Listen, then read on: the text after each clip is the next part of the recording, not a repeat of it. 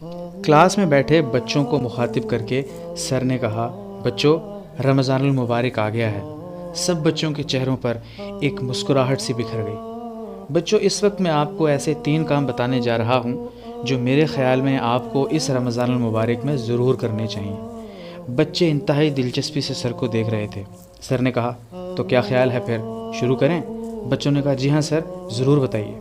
پہلا کام، موجودہ دنوں کو سامنے رکھتے ہوئے آپ نے کسی شخص جو بے روزگار ہو اس کی مدد کرنی ہے۔ ساتھ میں اپنے والدین، دوستوں اور رشتہ داروں کو بھی ملا لیجیے۔ کسی شخص کے لیے نوکری یا ذاتی روزگار کا بندوبست کر دیں، یا آپ کا صدقہ جاریہ ہوگا۔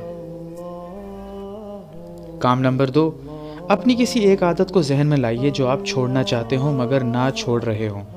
بس اس رمضان آپ نے ان 30 دنوں میں یہ تہیہ کرنا ہے کہ اپنی ایک اس بری عادت کو اپنی زندگی سے ہمیشہ کے لیے ذہن سے نکال دینا ہے، اپنی زندگی میں دوبارہ نہیں آنے دینا۔ مثلا آپ جھوٹ بولتے ہیں یا کسی کی برائی کرتے ہیں، کوئی بھی برائی۔ اور تیسرا کام آپ یہ کر سکتے ہیں کہ قرآن کا ناظرہ تو سب نے ہی پڑھ رکھا ہے، مگر آپ نے اس رمضان قرآن مجید کو ترجمے کے ساتھ پڑھنا ہے تاکہ آپ یہ جان سکیں کہ اللہ نے آپ کے لیے کیا پیغام بھجوا رکھا ہے۔ کیا خیال ہے پھر؟ کیا اس دفعہ آپ سب لوگ رمضان میں یہ کام کریں گے؟ مجھے امید ہے یہ تینوں کام مفید بھی ہیں اور آسان بھی۔ دوستو، آپ میں سے یہ 3 کام اس رمضان میں کون کون کرنا چاہ رہا ہے؟ کامنٹ کر کے ضرور بتائیے گا۔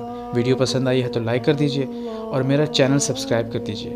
ساتھ بنے ہوئے بیل آئیکن کو بھی پریس کر دیجئے گا تاکہ آپ کو تمام ویڈیوز بر وقت مل سکیں۔